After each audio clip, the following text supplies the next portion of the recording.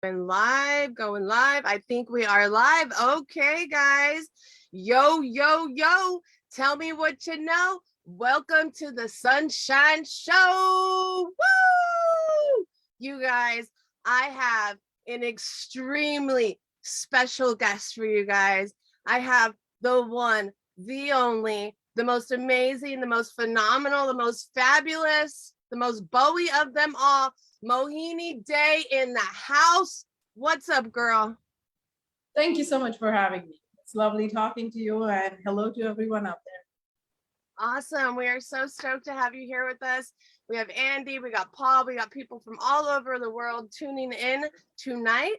You guys, if you have any questions for Mohini, please drop them in the comment section. We will get to them as soon as possible. How was your day? What have you been up to? I've been up to a lot of things. It's been chaotic with preparing for a lot of shows that's upcoming this month. And I'm also playing for the Cruise to the Edge Festival by the Caribbean Islands with Randy McSine, Marco Miniman, Nick Virgilianto, and we're doing a festival show after that, a couple of shows in between. And before that, I have some rock shows this month here in my city with an artist called Chandrasesh Kudba. We recorded an album together 2 years ago, so we're really excited to finally play live after over 2 years of not playing live. I think I did like 2 or 3 live gigs in between pandemic, 2 in LA and 1 here in India. So it's been really exciting to finally get back on road again and just be able to have one-on-one conversations with people and not because in India now, like, people are not even wearing masks because everybody's vaccinated and stuff. So finally being able to play in clubs, and of course I just finished my album, so the mixing and mastering process is ongoing. And apart from that, we have another trio set that my husband and I have been working on. So we have our first show on the 31st, and then a lot of shows this month. It's been crazy. And I'm also playing at the Borneo Jazz Festival in Malaysia. I'm playing at the Agatha Jazz Festival in Poland, and a couple of other shows around that in Europe. There might be a potential US tour. I'm not going to say much about that, but yeah, that's going to happen towards the end of the year. Finally being able to do my own gigs and being able to do my own tour with my own band is really exciting. So yeah, that's been up. And also my husband and I just bought a house together, our first home together. So wow, moving in the midst of all this is really overwhelming. Yeah, well, congratulations on everything. Thank you. That is amazing. So for the very few who may not know who you are, can you give a little bit of an introduction? Sure. So I play the bass. I sing a little bit here and there, and I also do Chromatic. I've studied a little bit of the East and the West. Never went to a music school. Everything that I've learned is from my dad. My dad is a bass player, and my mom's a singer. And my sister is a guitar player.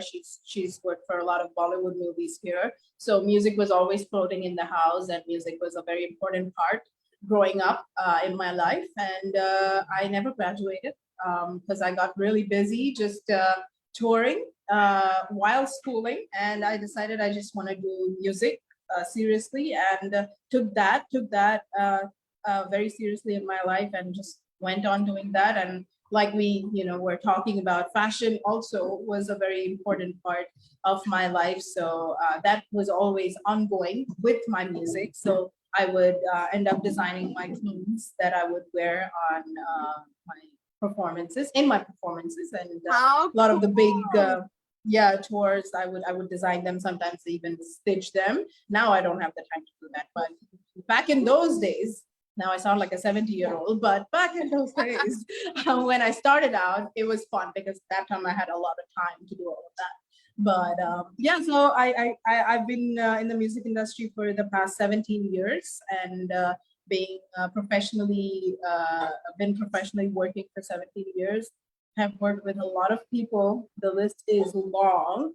Half of the people I don't even remember, but to just name a few for people out here listening, I've worked with Dave Weckl, Simon Phillips, Vinny Colaiuta, Steve Vai, Zakir Hussain, Guthrie Govan, Quincy Jones, um, Mike Stern.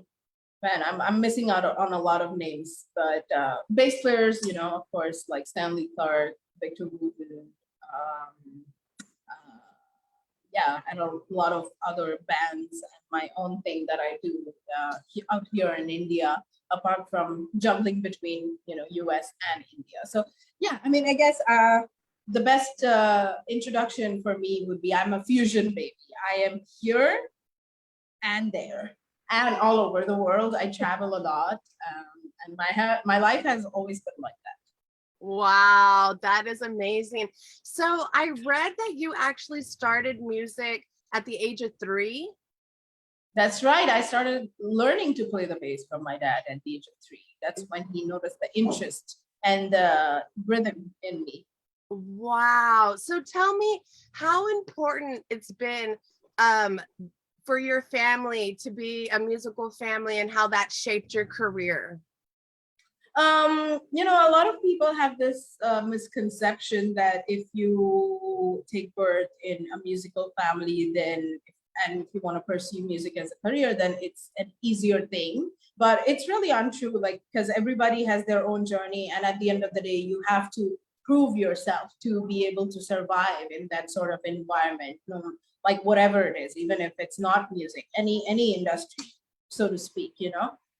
So having parents as musicians, I will say that yes, they were supportive of my decisions and my choices, and they always wanted me and my sister to be musicians, so that worked out. But at the end of the day, once you're an adult, it's your choice. You decide what you want to do with your life, and I chose music, and I'm happy that I chose music. And at a lot of points in my life, there were phases where I had to make tough decisions. Like there was a moment after I gave my 12th board exams, junior college, when Berkeley College was offering me full scholarship. And then I also got selected in the fashion college that I always wanted to study in. And I also got asked to play in A.R. Rahman's band. So there were 3 golden opportunities that uh, like anybody would ever want. That was like, I don't know how to explain it. It was overwhelming being 15 or 16 that time, I think. Wow. Yeah. And to have to make a decision like that at that age was very, very tough. I chose to be in A.R. Rahman's band because I felt like I would learn more in the realistic world, and being able to play with a lot more musicians than being in a school. Sometimes being in a school can be restrictive. Sometimes you end up losing out on a lot of the real world experiences, and I didn't want to do that. I always wanted to go and play with people and meet new people from different parts of the world, because I feel like I am very good at adapting, and I'm very good at transforming and just adapting myself to new environments and new people. So, and I always wanted to be able to learn more, even if it's just communicating,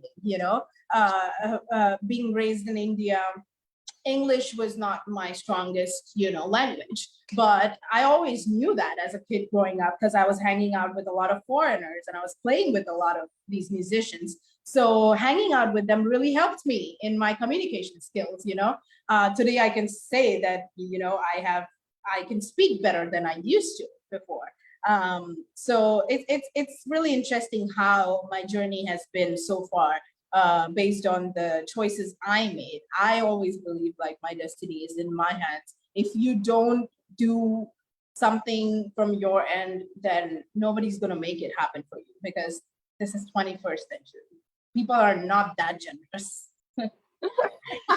It's a dangerous world out there. At the end of the day, you got to look out for yourself. Sure. 100%. You have to be independent. Yeah. Yeah. So your dad actually, he's a jazz bassist. Is that right? Well, I wouldn't call him a jazz bassist. I would call him a fusion basser. He he has played with bands like, you know, Bon Jovi, and he even got to play with Bob Marley once. And Oh, how cool. yeah, he was playing for Nusrat Fateh Ali Khan, and he was playing for a lot of Bollywood movies here in India.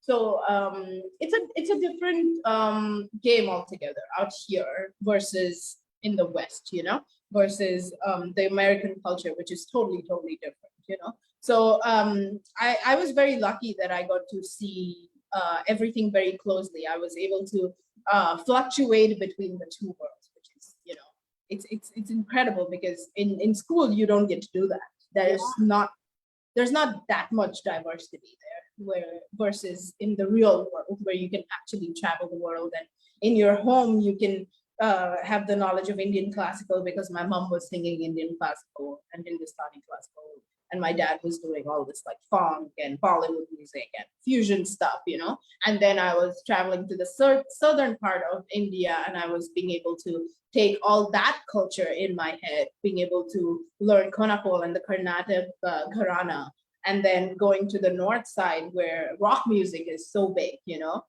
being able to just hear that sort of music. I was never a big fan of metal music, but now I am. So, you know, you get exposed to different kinds of music and people, and then you just end up learning more if you are hungry, obviously. If you don't want to if you don't want to do something, then obviously it's not of any interest. But I was always interested, and I was always, when I realized like, okay, this is something I want to do, which was when I was probably 13 years old, is when I realized, okay, you know what, I'm really serious about this, and I'm good at this. People appreciate me, and I like the spotlight, and I can play, you know, I can be better. So let me learn more, but I want to do it organic way. So yeah. That is so awesome. So I know that tabla influences your playing a lot. Could you talk a little bit about that? Sure. So, you know, I grew up playing with, sorry, I have to take this. This is what I was talking about. Oh, you're fine. Go ahead. Hello. हाँ बुलाया उसको भेज दो.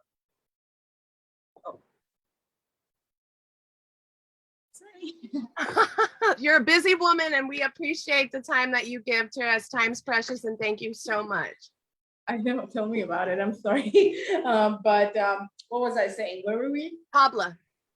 Tabla, right. So growing up, I got to play with a lot of percussive instruments like mridangam, kanjira, tabla, you know, bongos, even morsing, you know, all that type of like really crazy type of instruments that I had never heard of before. When I was young, when you're young and when you hear that sort of instrument that you've never heard before, it's like, whoa, wow, that sounds so cool, you know? Like I've never heard that before, and I wanted to sound like them, which is so crazy. Kind of like what Victor Wooten went through in a way, where he heard all these Indian instruments and he wanted to play like that, or he heard a flamenco guitar player and then he wanted to duplicate that and sound like that. So it happened the same way with me, where I heard all of those musicians and I wanted to sound like them on the bass, which is not so you know, usual or conventional, you know. I was enjoying a lot playing with time more than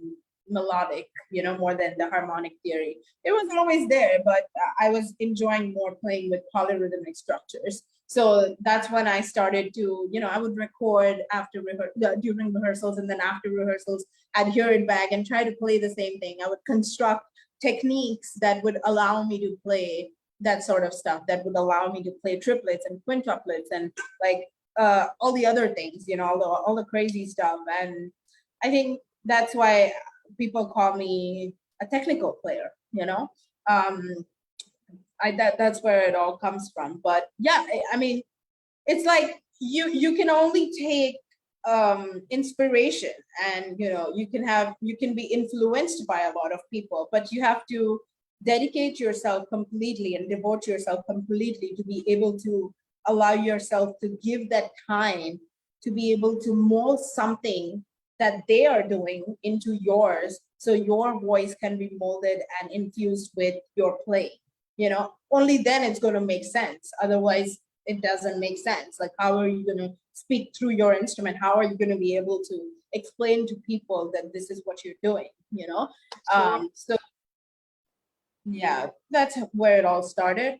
And I mean, I'm still growing, and I like to look at it this way. If I'm not hungry at any point in my life, then I'm not looking for something. And then that's the end, you know, and then nothing is exciting. And I always like to be excited, and I always love learning. And that's my motto, to keep on going and keep on going further in life. Well, you are certainly an huge inspiration to so many people. Your playing style is like none other I've ever seen. It's just absolutely phenomenal. We have a question in the comments from Dwayne Benton. He says, Mohini, what is your practice routine you crush? I never really heard you before until my friend turned me on to you. What is your practice routine consist of? So I don't really practice anymore because I don't have the time to, but when I was in my, I guess, between 10 to 20, the 10 years, from 10 to 20, I used to practice. I would make it a habit to practice for at least 6 to 7 hours a day, you know? And 7 hours a day? Yeah, absolutely. Not just technique, but a lot of other things like harmonic theory and being able to read and write, and being able to learn other people's approach towards music and improvisation and application and all those, you know, all the shebang. But now it's like, you know, because I am a part of so many bands and I'm doing my own thing also, and all the traveling, and of course, you know, when you have household responsibilities, when the more older you become, the more responsibilities are on your shoulders. And with work, it gets really hard to find the practice. But I will say that all these shows that I do, in a way, those are kind of my practice. So when I'm on stage, I feel like I am in practice mode, you know, or when I'm prepping for the shows or prepping for shootings, or when I'm recording for a client, you know, Sure. That's kind of my practice session. Okay. All the videos that people see on Instagram and YouTube, they're all practice. Okay, we have a question from Hovac, who is, you know, the prodigy Ellen, the 9-year-old bassist? Yeah, I know her. She's so cute. My God. I know, I just love her so much. So her dad is in the chat and he has a question. How do you feel about progressive metal? I've seen a few collaborations of you in that genre. Is it something you really enjoy and see yourself doing more of? Yeah, I have grown to like progressive metal. I was never a metal fan, like I said in the start. I used to hate metal actually, because I mean, even today, I'll say that I cannot bear more than 30 minutes. Okay, if the tracks don't have aggressive vocals or the growls, then I can do it. But if there is more growling voices in the tracks, then I can't really bear it that much. But I like all the, you know, all the fast stuff. I love all the technical stuff that goes on, and the arrangements or the groovy phrasings that metal music has, like, you know, all the fives that are happening over fours, all the sevens that are happening over fours. I love the polyrhythmic structures that happen, and I like it because, you know, I was always heavy on that. I love maths and I love Konako and stuff. So everything that my musical approach has always been from a Konako point of view. So in the jazz world, they'll be like, you know, swing would be like,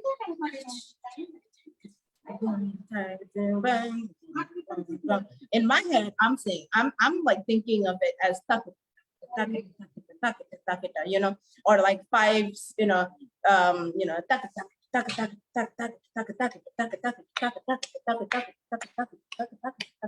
over fours, or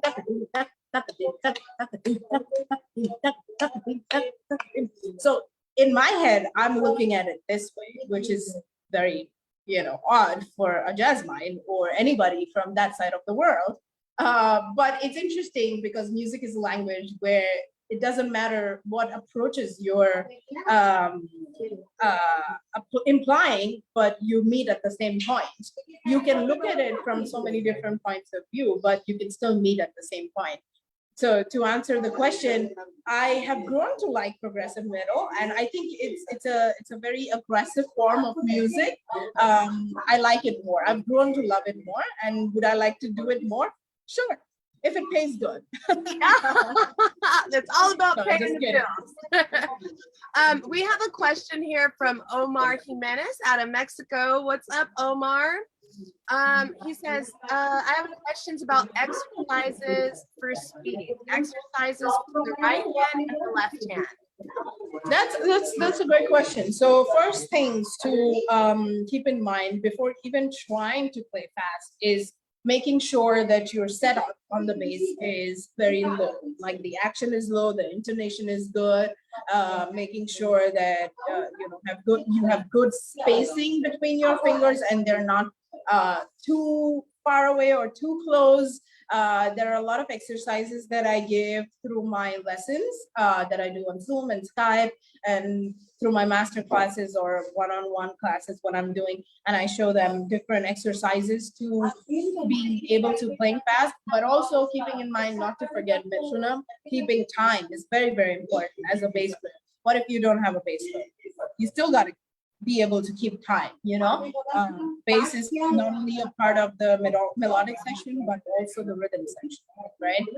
So it's very, very important to be able to, just to be strong, rhythmically, no matter what the drummer is doing, no matter whoever is doing in the band, whoever is doing in the band, you have to be able to come back on the one, you have to be able to keep your time, be strong.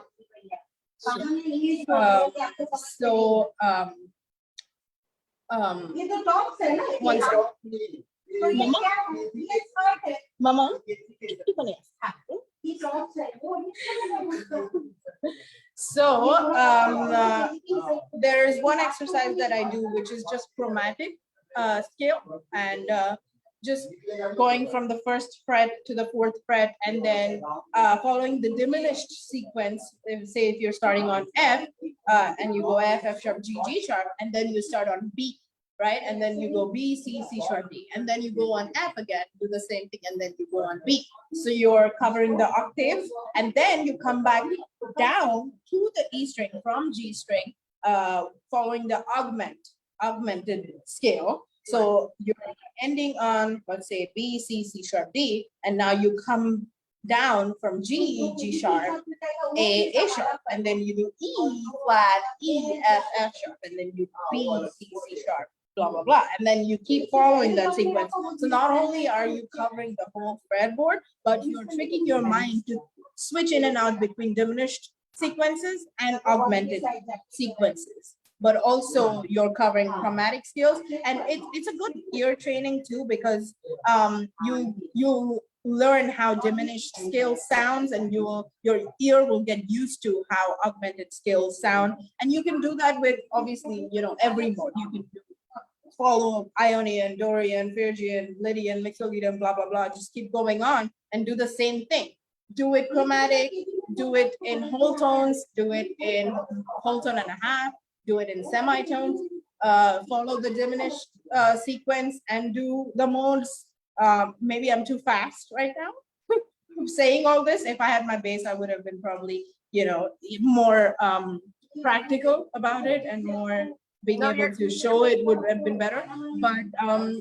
But yeah, just take any lick, actually. Any lick that you like, just pick it up and just keep practicing with metronome, and make sure your action is low, your intonation is good, and you're not digging in too much, because the whole point of playing is to be able to save stamina and not to end up spending too much energy. Because what if you want to play for 3-4 hours or even 7-8 hours? You don't want to die after, so it's very important. A lot of people say like, oh my god, you slap so hard, oh my god, you're doing all this stuff, it sounds so powerful, like how hard are you hitting? I'm actually not hitting that hard at all. It's all just controlled technique, and not being stiff on the shoulders, being very flexible with your fingers, left and right, syncing well, keeping time, of course, being aware of the environment, being able to listen at the same time.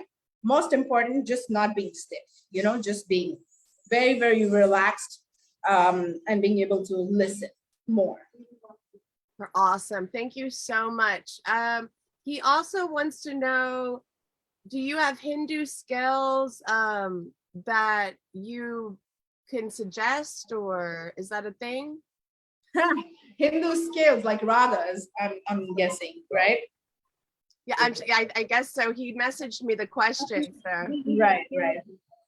This is the courier guy for that parcel. Just give him that one parcel. Sorry. No, you're fine. You're fine. A lot of people don't know I actually have a clothing store, so I sell my clothes and stuff. Really? That's right.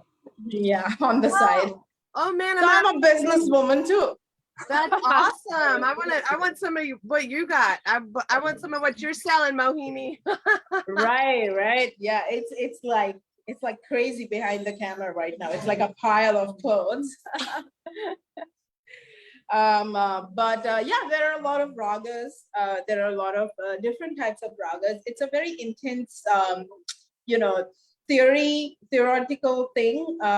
Things that have to be explained with instruments, because there are these ragas that you have to only, they're very restricted. Like, you are not allowed to go out of the scale, whereas jazz, you can go out and in, right? You can do extended harmony, you can solo over the extended harmony and come back to the, whatever the scale is or whatever the mode is, right? But with ragas, you're not allowed to go out of those notes. And there are certain sequences, like you have to follow, let's say 2, 5, 1, 6, or 7, so you have to stick to that. So if you're playing some phrasing, you have to stick to those notes only. You cannot play outside of that, which is very hard, yeah. But to give you a simple example, like a Lydian scale is called Yaman. It's called Yaman, and so there are a lot of different names of the modes that we have in the Hindu background that are, named differently. And there are different scales that don't exist in the Western world and exist in the Hindu world. Oh, wow. That is awesome. So we have a question from James. What gauge and make of strings do you like best? Oh, so I endorse SIT strings and I absolutely love them. They're called SIT and I use 0.45. Sometimes I use 0.40 and the thickest one is 0.125. I used to use 0.105, but now I use 0.125. For me, it's not a big thing. It's not a big part of, like, I don't know. It depends on the type of music, obviously, that you want to play. How big do you want it to sound? How thin do you want it to sound? If we're playing in a metal band, then you obviously want more grudge and more low end. Whereas if you're playing in a jazz band, then it's more of a round tone. So you technically shouldn't be going for very thin strings, but something that's average, like 0.45, the one I play.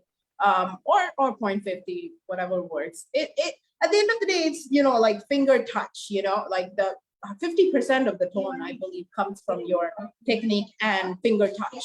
So, and then of course the rest 50% is the EQ that you make on the preamp that you have, or the amps that you're using, externally or internally in your bass and your instrument. So it all depends on what you're looking for at the end of the day. So for me, 0.45s, 0.125s work the best. And I've just always been very, very comfortable with that. Do I switch in and out a lot? No, not really. I used to do that in the starting days, but not anymore because I'm very comfortable in my space now. And I've just found that sweet spot where I can, I've always believed in versatility. So that's why this works for me. I've found that sweet spot which works for every type of music. You know, I can actually manipulate it with my fingers and my preamp EQ setting. Very cool. So Michael Makuchi says, I especially appreciate hearing how the music you grew up with has manifested in your playing, your practice, and your understanding of music. And Jeremy Hill says, between ragas, Western theory, and your background in jazz, is there a correlation or connection you found that stands out above the rest? I don't think there is any similarities. I'll tell you that for sure. But I think you can find your similarities. You can find that sweet spot only by blending the two worlds with your approach. So like I mentioned before, like if you're looking at it from a point of view which makes you feel comfortable, then eventually the people that you play with will understand it, and they don't even have to understand it because their approach towards music is completely different, but you're still going to meet at the same point if you're strong enough, right? Theoretically and technically, of course. I wouldn't say that there are similarities, but I'll say that both the worlds are very deep in their cores, okay? And both the worlds have a lot of diversity, and both the worlds, I'll say that the Indian culture, because India has so many languages and every city has its own language and every city has their own people who look very, very different, you know? And so every city ends up having different types of music, you know? And it's culturally very, very diverse, and hence the music is very culturally diverse, you know? Whereas in America, I think there's R&B, pop, rock, you know, blues. But here, there's a lot more than that, not just pop, rock, fusion, but there's Carnatic, there's Indian classical, there's Hindustani classical, there is a blend of, you know, EDM and Carnatic, there's a blend of pop and Hindustani classical, there's a blend of electronica techno music with something like, you know, metal, you know, which is very interesting because you wouldn't even think about that, you know. Is it the best sounding? Well, that's subjective, right? That's, you know, to each to their own. But I'll say that I personally love learning, like I said, and I love both the worlds, and that's why I like the fuse of both the worlds. And I am the perfect, my playing, I would say, is the perfect blend of both the worlds, because growing up, I was in the US and India, and hopping in and out of different situations really helped me mold myself, and my voice just organically transformed itself into just, you know, fusion, I guess. You know, a lot of people call me or tag me as a jazz bass player. I see why, because there are jazz elements to my playing, but I consider myself a fusion baby, you know? Sure. Yeah. So we have David Pistorius in the chat, who is Jocko's nephew, and he says, "What's up, Mohini? You're an awesome player." What's up? What's up? Have you heard of David? Sorry? Have you seen David Pistorius's videos? I know, I don't know, actually. No, I don't think so. Maybe if I see the person, then I'll know. But by name, it would be hard, because there, oh my God, like there's this social media thing. Like there's so many great players out there, you know? Sometimes it's really hard to remember names because I follow a lot of them. I probably follow David, I don't know, but it's hard to remember if I don't see them. Yeah, he's also an amazing bassist, and his technique and style is out of this world. I'm sure. I'll definitely check him out after. And a funny story about that is he started playing bass, and it wasn't even because of Jocko. Like, it's like a whole completely different story, but you would think that's why he started, you know? Oh, wow, that's incredible. All right, let's see. Rod says, if you could be in a rock band in the metal scene, which band would it be? Wow, there are a lot of questions regarding metal and rock lately. That's insane. Like, that's really crazy. Like, people want to see me in that sort of theme more. If I could be in a rock band, what is the question? If I could be in a rock band, which band would I be in? Yeah, which one, like on the metal scene, which one would it be? It's so crazy. That question is very tricky because I didn't grow up listening to metal bands or rock bands, right? I know very, very few metal bands. If I hear them, yes, I know Animals as leaders. I know, Tosin Abasi. I love his music. I know Dream Theater. I know Metallica, Rush. But like only few that I know of. But I've always been a very big fan of, Tosin Abasi's music, and I would love to. And they don't have a bass player, so hey, I'm just putting it out there. I would love to play in his band.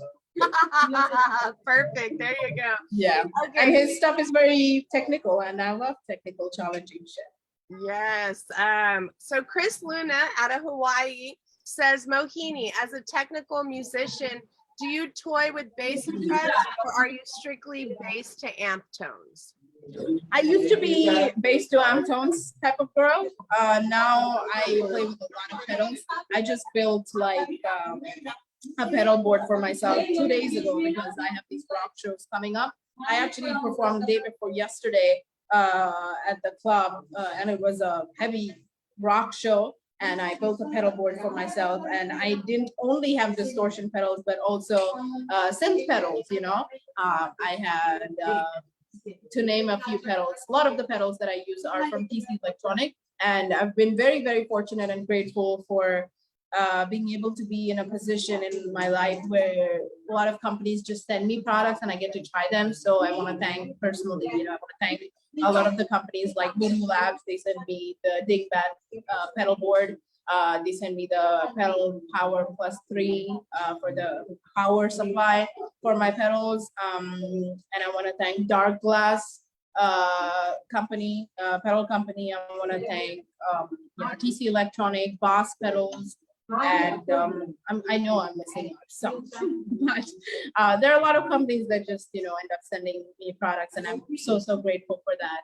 I know people have to work really, really hard and to even buy this sort of pedals, which costs a lot more.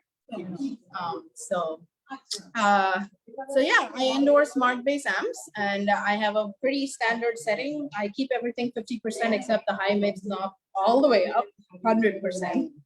Yeah, I do the same thing on my bass. I have a OBP3 preamp in my bass. I play a Komodo's Classic 5 of Mayonnaise. I endorse Mayonnaise basses. Again, incredible company. They've sent me like 5 basses in the past 3 years. Mark Bass Company is incredible. I love them. Always have loved them. Very, very fortunate to be a part of their family. They've sent me over, 8, 9 cabinets, 8x10 cabinets, 4x10 cabinets, and over 10 head amps. I think I have a warehouse now of just gear. Yeah, I also endorse Providence cables. I endorse Groove Gear, SID strings, and what else? Man, I know I'm missing a lot of. I'm sorry if I don't remember, but hopefully you can mention them in the description. Oh, absolutely. Also, my friend Tony Walters, he has a bass. He's a luthier and mono basso basses, and Robbie Shakespeare plays his basses. Ashton Barrett Jr. and he also offered to do you a custom Mohini. Oh wow! So that's on the table, and I'll send you that information. Hey, I would love that. I've been wanting. I have an idea that I don't think I'm comfortable sharing it on here because I don't want anybody to steal it. But hey, if they can do that, and I'm a glittery girl, like I see you are too. You love glitter, I can tell. Right. Right. So I want like on the body of my bass, I want like crystals and shit. So it glows when the light hits on it, I want LEDs and stuff, and just, that. I'm an extra girl. Well, that's perfect. He's the man to build that for you. He actually already makes this with LEDs in them that represent flames. Whenever I'm a fan already. Okay, awesome. I'm glad that I could hook you guys up with that. Okay, we have some more questions. Thank you so much, everybody, for hanging out with us in the chat. We really appreciate it. Andy Collins says, I've always loved your playing and tone. Bubby Lewis said he started studying Eastern music styles because the differences make you think about melody and harmony differently. Hearing your perspective seems to mirror this, but from the side of growing up surrounded by Eastern music styles. That is very true. I totally agree, because the grace notes in the Western world are very different than the Indian classical grace notes. We call it gamakas here. So when you hear the gamakas here, you can actually use those ideas and apply that on the Western music. Say if you're soloing on a set of changes, then if you're playing some phrases and somewhere in between you just throw in a gamaka based line, everybody's going to be like, whoa, what was that? That was very cool. What was that? Or like you start slapping and you're playing in different like rhythm structures, like you're playing like maybe 11s over 4s or vice versa, people get a little bit thrown off, but if you can do it vocally at the same time with bass, people tend to relate a little bit more, right? So my band actually is a very good presentation of that. It has a lot of the Carnatic elements. It has a lot of the Indian classical elements. You'll hear me, state a lot of the Indian gamakas as well when I'm soloing and stuff. And you'll also hear a lot of jazz. And it's a mix of, like I said, East meets West. Yeah, it's phenomenal. I mean, you are just an amazing, amazing player. James says the video of you doing Coltrane's Countdown was sensational. Did you learn that by reading or transcribing or a combo of both? Combo of both. Yeah, definitely combo of both. It would have taken me a whole day to do it by ear, I think, because it's so many notes and it's so fast, right? So mix of both, reading at the same time, hearing. I like double checking things, and I'm very, very, I will say, self-defensive and protective, and I self-doubt myself a lot. So I want to be like, I'm a perfectionist too. So like whatever I put out, I want it to be perfect. I don't want any note to be wrong, So I like to be confirmed. I like to confirm it with myself a million times before I put it out there, So I learned the whole thing in like, I would say 3-4 hours. And then I shot that thing. That was probably the 4th take, I think. And the first 3 takes were okay, but there's that saying, like, when you learn something, you just play it, but then if there is no soul in it and no feel in it, then it doesn't feel like, okay, like you get it, so I wanted to put my soul in there and make myself feel more comfortable. So, and I was reading also at the same time. So the 4th take, I decided I just want to do it without reading. So wow. But it was fun. It all happened because of Mark, actually, because he was playing me, him being a saxophone player, he was hearing a lot of John Coltrane and Michael Brecker, and before I got married to him, I was just listening to drummers and bands. And after I got married to him, I, was listening to a lot of horn players. And I'm like, wow, that's very cool. And he said, hey, wouldn't it be cool if you play the same thing on the bass? I'm like, whoa, okay, interesting. Let's do it. So literally the following day, I did that.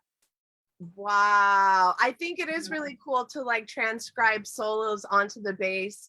Yeah, a great learning experience, and you can use so much of that idea, so many of those ideas in your solos. Yeah, I did the Miles Davis So What, I think it was like the trumpet solo. It's so early right now, I can't think, but I transcribed that and played it, and it was so fun and like rewarding, Yeah, absolutely. It's very rewarding. Yeah, you accomplished something. So I heard that you see music as chunks of glitter. Yeah, that is very true. A lot of people see it as colors. I see it as glitter. I love that. Yeah, it's different texture of glitters, which is so funny. Like the intro sometimes would be like the powder glitter, and then the bridge would be like a mix of, powder and a little bit of chunky, and the solo spaces would be like chunky glitter where you can be yourself, Yeah. That's awesome. I've never heard it explained like that, but so cool.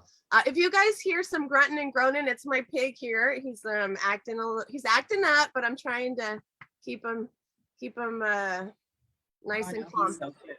So we got Rod, we got Dwayne, we got Michael, we got Hovac, we got so many people. Chris Luna, thank you all for being here. Ruben Munoz, we got so many of the family here. Thank you. We all appreciate you guys so much. Montana says, love you, Mohini. Thank you for being such I thank you so much, everyone who has joined in, and thank you so much for showing all the love and following my journey. And I can't wait for you guys to, see what I do from here on, because there's so much going on in my life right now, and I just cannot wait to share all of that in the right time.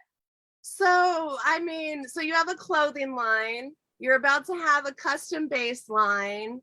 Like what I've heard, like you toured Japan, right? Yes, I did a Japan tour, and it might happen again, actually. I toured with Bees.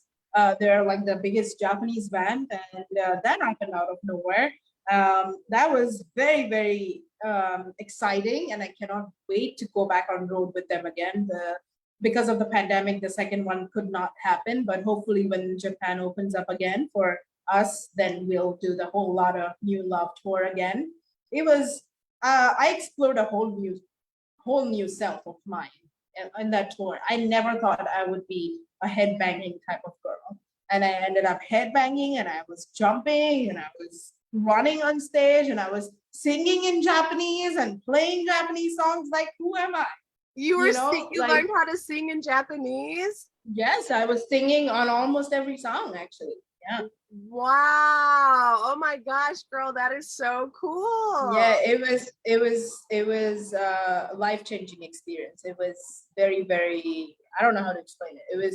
I could not believe how I did it, Like I couldn't understand I had that capability inside of me, Some things you just can't believe. And you look back, you're like, how did I do that? And you were explaining the Japanese shows compared to maybe the way other shows are put together, and they like their shows very much to be the same exact performance every night. And so you were having to play your solos the exact same way every night. Tell me, how hard was that for you to do? So it was not very hard, because I do like I said, I love fluctuation. I like hopping in and out between different situations. A situation like where it requires me to play exactly what is needed, every time. And then a situation where it's completely free and you can, say whatever you want every night, and be different every night. So I like, that whole different scenario, hopping in and out of different scenarios. So it was great. Like, I loved playing the same solo every night. I never got bored, because every gig I was doing something different within myself. Like I said, like I never could understand who I was at that point of time. Like, I was in these extravagant outfits, this like white feather outfits with diamonds on it, and like 6-7 inch heels, and I had a techie who was operating my pedals from behind my amp, and I never had, an experience like that. I always was operating my pedals, and having someone to do that so that you can perform and be like a diva on stage is like, whoa. And after the show was done, like there were 3 people with like ice packs ready, one on my leg, one on my neck, and there were people like taking off my heels, and there was a, chair for me so I could sit down after a 3-hour gig, because it's a lot, Oh, it's a lot of energy. It's a lot of energy that goes off of you in those shows. And then, we had a guy who would take care of us, just, physically, like we would get like massages if we needed them. And I sometimes would have neck pains because of the bass and my heels, and the head banging. It was like a lot on my neck. So there was a person for that who would give massages medical massages. It was not like normal massages, it was Yeah. like medicated stuff, so it would help me just for that time, because sometimes my wrist would hurt. We would play like 5 to 6 shows every week, and we'd get like a day or two off, so it was definitely a lot physically, mentally I was okay after like 3 4 shows, but the first few shows I was like mentally very very exhausted, because I don't know if you know, but I said this in other interviews where I didn't know that I could not use charts for these shows. So I actually was reading charts until the second last day of the rehearsal. And then the manager of the tour, she comes up to me and she's like, "How long are you gonna use charts for?" I'm like, "What do you mean?" She's like, "You can't use charts, right?" I'm like, "Oh, wait, what?" And there were like 30 to 35 songs, I think. And having to memorize 30 to 35 songs by heart overnight and hitting the road next day was traumatizing for me. Girl, I can't even imagine. Oh my goodness. Wow. Yeah, they had informed me, but somehow the email had got lost or something, and I never got that email or whatever. I don't know what happened. So I had to memorize all the songs overnight, and I had like traumatizing, horrific dreams that night. And the following day, when the tour was about to be on, it was like the first show was really hard for me. I did not perform that much. I just played my parts because I was still remembering them. And the second show was a little bit of both. And then like from the third and fourth show, I was very comfortable. I did not think about the parts at all. And it was more in my system. And I just was focusing on how I looked and how I wanted to come in the front. And the director of the show said, "Hey, you can come here, you can go there." And I started coming in the front more and just, having fun, basically. Oh man, that sounds like a dream come true. Yeah, I can't wait to go back to Japan. And I just love the people there. I love the food there. I don't know, maybe I was Japanese in some lifetime. I feel like I was a goat in a past lifetime, so there's that. That's funny. Okay, I got 2 more questions and we're gonna wrap it up. I appreciate your time. Everybody that's been hanging out with us, thank you all so much. Yeah, thank you. So one question I like to ask all my guests is, if you could throw a dinner party for any 5 musicians, dead or alive, who would those musicians be and what would you serve at your dinner party? Oh, wow. Michael Jackson. Okay. George Duke, George Benson, Bruno Mars. Oh, Bruno. Yeah, it's like a fusion, right? Like nobody matches anybody. And who else? Let's see. Last one's for. I don't know. I think my husband, because I'm the biggest fan of his writing and I'm the biggest fan of his playing too. So yeah, him. Very cool. And what would you guys be having at the dinner party? Oh, meat only. Only meat. Yeah, only meat. Like mutton, chicken, shrimp, a lot of seafood. I would have like a little bit of Indian food, like Bengali food. And then a little bit of like I love barbecue too, so maybe some barbecue. And just some like tandoor stuff, like all the kebabs and shit. Yeah, sounds like a good ass party, girl. Yeah. Okay, and then one last question. What is the best advice that you have, life advice in general? Man, just be you. Don't try to be somebody else, and be consistent. Consistency and dedication go hand in hand. Try to be organized as much as possible, because saving time will get you further in life. That way you can do more with your life, because life is too short, actually. There's so many things, so many beautiful things that you can do with it. I feel like, I want to do so much. I still haven't done like, even 20% of it. Like I have so much to do in my life, and people who want to pursue anything, not just music, but just anything, just be consistent and be completely dedicated and devote yourself completely 100% to it, so that you can give your 100% to it. Otherwise, everything becomes kind of half-hearted. At least in the start, be 100% in it, so that in later years you can do multiple things if you want to. You feel more at ease.